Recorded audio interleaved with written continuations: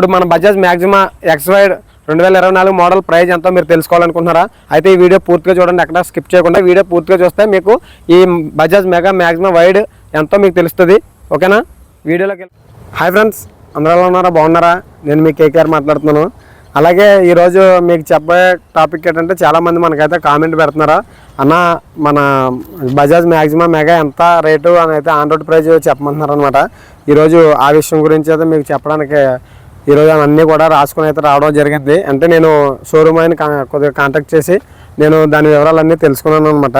కాబట్టి ఈరోజు మీకు చెప్పే టాపిక్ అంటే బజాజ్ మ్యాక్సిమా వైడ్ అనే ఈ కాస్ట్ ఎంత అవుతుంది అన్నది మీకు చెప్తాను. ఇప్పుడు బాగా గుర్తుపెట్టుకోండి. అలాగే బండి కాస్ట్ వచ్చేసి ఆన్ రోడ్ ప్రైజు 3,34,500. మనకి జిఎస్టీ పరంగా చూసుకున్న, ఇన్సూరెన్స్ చూసుకున్న, అలాగే invoice price, insurance, registration charges, అలాగే ఏఎంసీ అని యాన్యువల్ మెయింటెనెన్స్ ఛార్జెస్ అనమాట. ఇవన్నీ కూడా ఎంత పడుతుంది అని చెప్తాను. ఇప్పుడు బండి తయారైనప్పుడు 2,46,358 రూపాయలు అయితే మనకి అక్కడ అవడం అయితే జరుగుతుంది. తర్వాత మనకి స్టేట్ జిఎస్టీ ఏమన్నామంటే తర్వాత కేంద్రం కూడా రెండు కలిపి మనకి ఎంత పడుతుంది అనేది చెప్తాను చూడండి. స్టేట్ జిఎస్టీ వచ్చేసి 34,490 రూపాయలు, అలాగే సెంట్రల్ కూడా 34,490 రూపాయలు. ఇవి రెండు కలిపి మనకి బండి తయారైన రేటు కలిపి 3,15,338 రూపాయలకి అయితే మనకి ఇన్వాయిస్ ప్రైజ్ అయితే పడుతుంది. ఆ ఇన్వాయిస్ ప్రైజ్ తర్వాత మనకి ఇన్సూరెన్స్ కూడా యాడ్ అవుతుంది అనమాట. ఇన్సూరెన్స్ వచ్చేసి 9,332 రూపాయలు. ఈ మ్యాక్సిమా వైడ్కి 9,332 రూపాయలు అయితే మనకి ఇన్సూరెన్స్ అయితే పడుతుంది.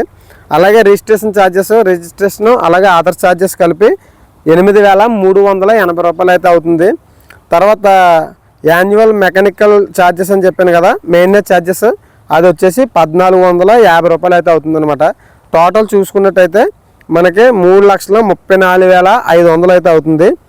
దాంట్లో ఒకవేళ క్యాష్ కొనేసుకుంటే కనుక 3,34,500కి వస్తుంది. ఒకవేళ మనం ఫైనాన్స్ చేయించుకున్నట్టయితే మనకి అగ్రిమెంట్ ఛార్జీలు ఉంటాయి కదా, అగ్రిమెంట్ ఛార్జెస్ అయితే 5,500 రూపాయలు అయితే పడుతుంది అనమాట. టోటల్ వచ్చేసి 3,40,000 అయితే అవుతుంది. టోటల్ బండి ప్రైజ్ వచ్చేసి అగ్రిమెంట్ ఛార్జెస్తో కలిపి. అయితే మనం దీంట్లో మనకి 2,95,000కి ఫైనాన్స్ చేస్తారా, అలాగే 2,90,000కి చేస్తారా.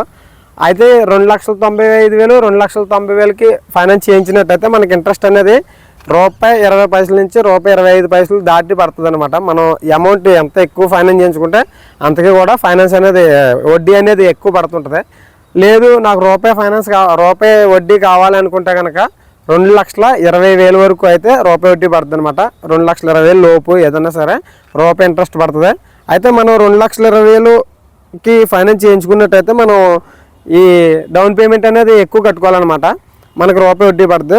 1,20,000 డౌన్ పేమెంట్ పెట్టుకుంటే 2,20,000కి మనకి ఫైనాన్స్ అనేది చేస్తారు.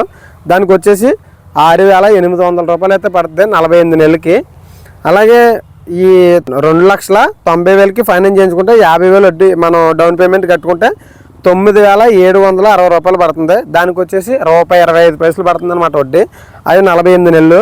అలాగే 2,95,000కి ఫైనాన్స్ చేయించుకుంటే 45,000 మనం డౌన్ పేమెంట్ కట్టినట్టయితే మనకి ప్రతి నెల ఈఎంఐ వచ్చేసి 9,835 రూపాయలు పడుతుంది. అది కూడా 48 నెలలు. అది ₹1.26 పై చిల్లర పడుతుంది అనమాట.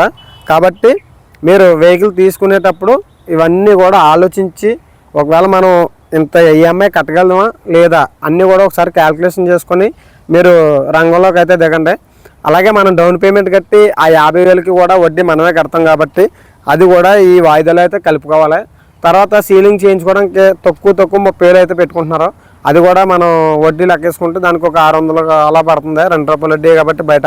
కాబట్టి మనం ప్రతి నెల ఈఎంఐ ఈ వడ్డీతో సహా కలుపుకుంటే మనకి ఈ 11,000 వరకు అయితే అవుతుంది. కాబట్టి ఆలోచించుకొని తీసుకోండి. ఇప్పుడున్న బిజినెస్కి అయితే అంతగా అంటే చేసేవాళ్ళు చేస్తున్నారు, జట్టోళ్ళు కట్టుకున్న వాళ్ళకి ఇబ్బంది లేదు. చాలామంది అడుగుతున్నారు కాబట్టి నేను ఇన్ఫర్మేషన్ ఇస్తున్నాను అనమాట. అంటే అన్న ఇప్పుడు ఆటో తీసుకోవచ్చా, ఇప్పుడున్న పరిస్థితులు అనేది చాలామంది అడుగుతున్నారు కాబట్టి నేనైతే ఇప్పుడు చెప్పడం జరుగుతుంది. ఇవన్నీ డీటెయిల్డ్గా మీకు చెప్పడానికి కారణం కూడా అదే. ఇది కూడా మన ఈస్ట్ గోదావరిలో ఉన్న వాళ్ళకి మాత్రం ఈ ప్రైజ్ అండి. ఏంటి 3,34,500. మళ్ళీ జిల్లా మారేటప్పటికి రేట్ అనేది కొంచెం పెరుగుద్ది అనమాట. కాబట్టి అంటే మా చోట ఎంత రేట్ ఉంది, మీ చోట అయితే ఎంత తక్కువ ఉందా అని అడగచ్చు చాలామంది కామెంట్లో. కాబట్టి నేను చెప్పేది ఏంటంటే జిల్లాకి కూడా మనకి రేట్ అనేది మారుతూ ఉంటుంది. కాబట్టి మా కాకినాడ జిల్లా, కాకినాడ, రాజమండ్రి ఈ పరిసరాల్లో ఎరవరం ఒకటి, ఇవన్నీ వీటికైతే 3,34,500 అండి. ఓకేనా? మన వీడియో నచ్చినట్లయితే లైక్ చేయండి, షేర్ చేయండి, సబ్స్క్రైబ్ చేయడం మాత్రం మర్చిపోకండి. అలాగే మీకు ఇంకా మంచి మంచి వీడియోలు రావాలంటే మాత్రం బెల్ ఐకాన్ మాత్రం ఆల్లో పెట్టుకోండి. ఓకేనా ఫ్రెండ్స్? బాయ్.